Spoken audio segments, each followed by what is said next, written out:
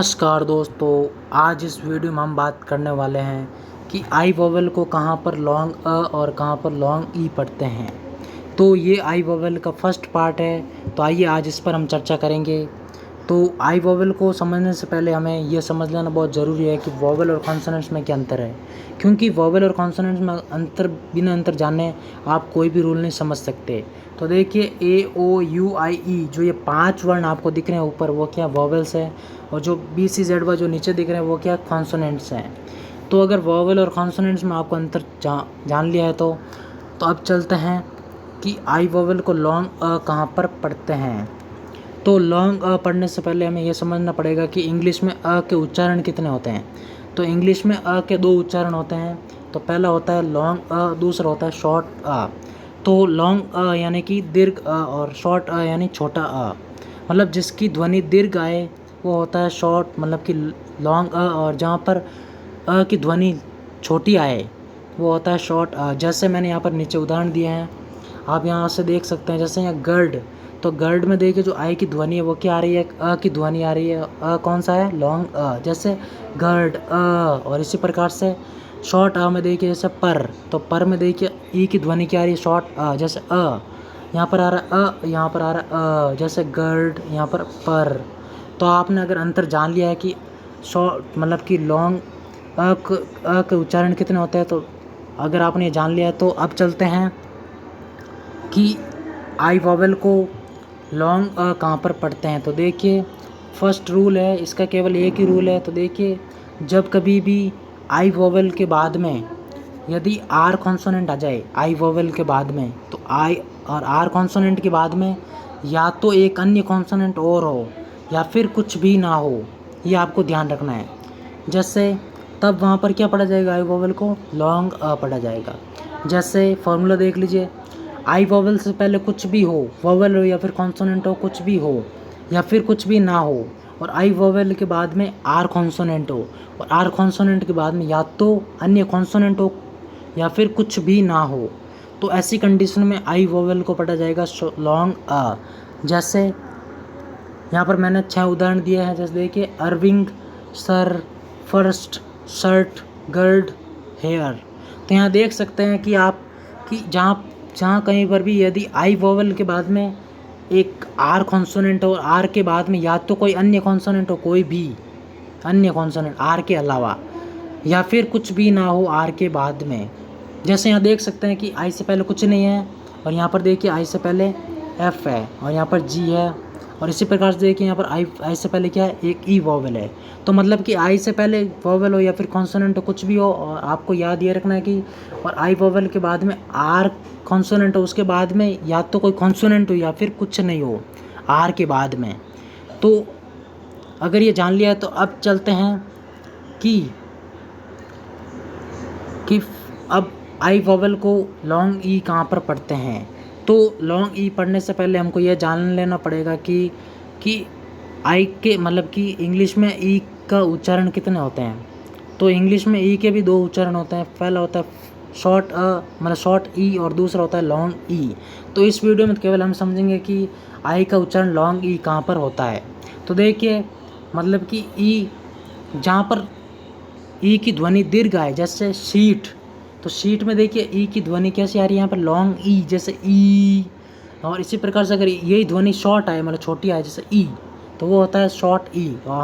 तो अगर आपने ये अंतर जान लिया तो अब चलते हैं कि आई वोवेल को लॉन्ग ई कहाँ पर पढ़ते हैं। तो इसके 5 रूल है। तो देखिए जब कभी भी कॉन्सोनेंट के बाद में यदि आई वोवेल आ जाए और आई वोवेल के बाद में ई वोवेल आ जाए, ई वोवेल के बाद में एक कॉन्सोनेंट आ जाए, कोई भी उस कॉन्सोनेंट के बाद में ई वोवेल आ जाए, तो वहाँ पर आई वोवेल को पढ़ा जाएगा लॉन्ग ई। जैसे यहाँ पर एक और फॉर्मूला देखिए आप वापस, मतलब कि कॉन्सोनेंट से पहले कुछ भी हो, यानी कॉन्सोनेंट के बाद में आई वोवेल हो और आई वोवेल के बाद में ई वोवेल हो, ई वोवेल के बाद में एक कॉन्सोनेंट हो, कोई भी उस कॉन्सोनेंट के बाद में ई वोवेल हो, तो और उसके बाद में कुछ नहीं हो, तो ऐसी कंडीशन में ई का उच्चारण, जो आई का उच्चारण होगा वो क्या होगा, लॉन्ग ई। जैसे अचीव, बिलीव और नीस, लीज। तो यहाँ देख सकते हैं कि आई का उच्चारण क्या आ रहा है, यहाँ पर लॉन्ग ई आ रहा है। तो आपको याद क्या रखना है कि आई के बाद क्या होना चाहिए, एक लॉन्ग मतलब ई होना चाहिए। ई वोवेल के बाद में एक कोई भी कॉन्सोनेंट हो, उस कॉन्सोनेंट के बाद में ई वोवेल और ई वोवेल के बाद में कुछ नहीं हो। तो ऐसी कंडीशन में ई का उच्चारण होगा, मतलब कि आई का उच्चारण होगा लॉन्ग ई। आपको केवल ये फॉर्मूला याद रखना है। तो चलिए अब चलते हैं नेक्स्ट रूल।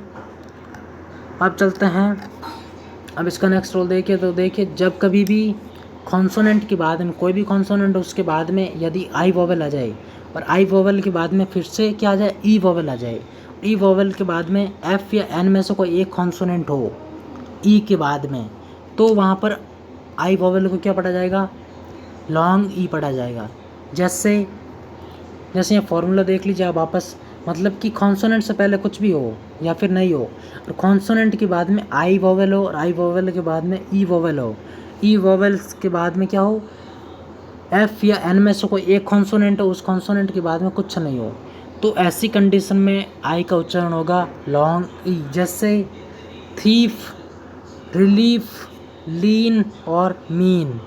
तो यहाँ देख सकते हैं कि आपको ध्यान इतने रखना है कि जहाँ पर भी एक कॉन्सोनेंट हो कोई भी और उस कॉन्सोनेंट के बाद में आई वोवेल हो, आई के बाद में ई वोवेल, ई के बाद में एफ और एन में से कोई एक कॉन्सोनेंट हो, तो ऐसी कंडीशन में ई का आई का उच्चारण होगा लॉन्ग ई।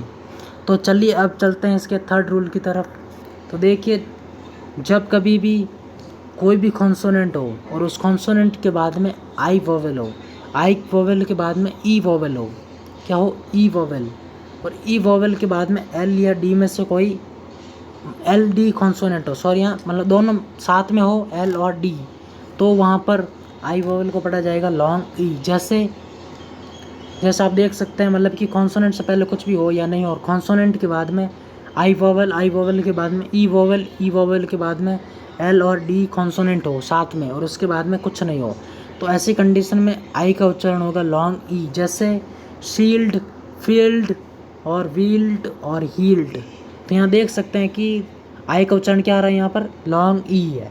तो आपको याद ये रखना है कि कोई भी कॉन्सोनेंट हो उसके बाद में आई वोवेल हो, उसके बाद में ई वोवेल हो, और उसके बाद में एल और डी साथ में दो कॉन्सोनेंट हो, तो ऐसी कंडीशन में आई का उच्चारण होगा लॉन्ग ई। तो अब चलते हैं इसके फोर्थ रूल की तरफ।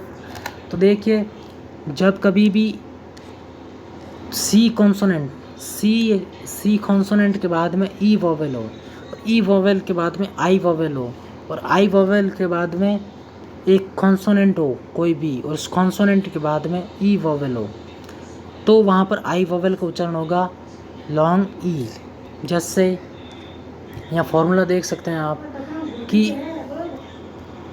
जैसे यहाँ पर वापस देखिए, यहाँ पर मतलब कि कॉन्सोनेंट से पहले कुछ भी हो और कॉन्सोनेंट के बाद में क्या हो, ई वोवेल हो, और ई वोवेल के बाद में आई वोवेल हो, आई वोवेल के बाद में कोई भी कॉन्सोनेंट हो, उस कॉन्सोनेंट के बाद में ई वोवेल हो, ई के बाद में कुछ नहीं हो, तो आपको ध्यान ये रखना है कि सी कॉन्सोनेंट क्या हो, सी कॉन्सोनेंट के बाद में ई वोवेल के बाद में आई वोवेल, आई के बाद में सी कोई भी कॉन्सोनेंट हो उसके बाद में ई वोवेल और उसके बाद में कुछ नहीं हो, तो ऐसी कंडीशन में आई का उच्चारण होगा लॉन्ग ई। जैसे रिसीव, मिसीव। तो देखिए यहाँ पर आई का उच्चारण क्या हो रहा है, लॉन्ग ई।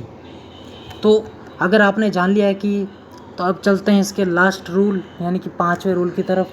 तो देखिए, जहाँ कहीं पर भी, ये अंतिम रूल है, तो देखिए जहाँ कहीं पर भी यदि जी, सी, जेड, सी एच, टी और एम इन 6 कॉन्सोनेंट के बाद में, इन 6 कॉन्सोनेंट्स में से कोई भी एक कॉन्सोनेंट हो और उस कॉन्सोनेंट के बाद में आई वोवेल हो, क्या हो, आई वोवेल के बाद में एन कॉन्सोनेंट हो, और एन कॉन्सोनेंट के बाद में आपको ध्यान रखना है कि ई वोवेल हो, ई वोवेल हो तब वहाँ पर आई वोवेल को क्या पढ़ा जाएगा, लॉन्ग ई पढ़ा जाएगा। क्या पढ़ा जाएगा, लॉन्ग ई। जैसे यहाँ फॉर्मूला देखिए वापस एक बार, मतलब कि आपको ध्यान ये रखना है कि सी, मतलब कि C, G, Z, C H, T, M में से कोई भी एक कॉन्सोनेंट हो और उससे पहले कुछ भी हो, ये ध्यान रखना है कि एम, ये जो मैं 5-6 कॉन्सोनेंट दिखा रहा हूँ, इन कॉन्सोनेंट से पहले कुछ भी हो तभी वहाँ पर आई वोवेल को पढ़ा जाएगा लॉन्ग ई। और इनमें से कोई भी एक कॉन्सोनेंट होगा, उस कॉन्सोनेंट के बाद में आई वोवेल होगा, और आई के बाद में एन के बाद में ई वोवेल होने के हो तब वहाँ पर, और ई वोवेल के बाद में कुछ नहीं हो, तो ऐसी कंडीशन में आई का उच्चारण होगा लॉन्ग ई। जैसे यहाँ पर देख लीजिए आप, जैसे यहाँ पर उदाहरण दिया है, जैसे इंजन, वैक्सीन, मैगजीन और मशीन, इंटेस्टीन और इसी प्रकार से एग्जामिन। तो यहाँ देखिए कि आपको याद क्या रखना है कि जहाँ पर भी जी, सी, जेड, सी, एच, टी और एम इनसे पहले कुछ भी हो और इनके बाद में जी के बाद मतलब इन 6 कॉन्सोनेंट के बाद में आई के बाद में एन कॉन्सोनेंट, उसके बाद में ई वोवेल हो, तो यहाँ पर ऐसी कंडीशन जहाँ पर भी दिखे आपको तो वहाँ पर आई वोवेल को पढ़ा जाएगा लॉन्ग ई। तो अगर आपको जो मैंने बताया वो अगर आपको समझ आया है तो हमारे वीडियो को लाइक और चैनल को सब्सक्राइब ज़रूर करिए। तो मिलते हैं अगले पार्ट के साथ।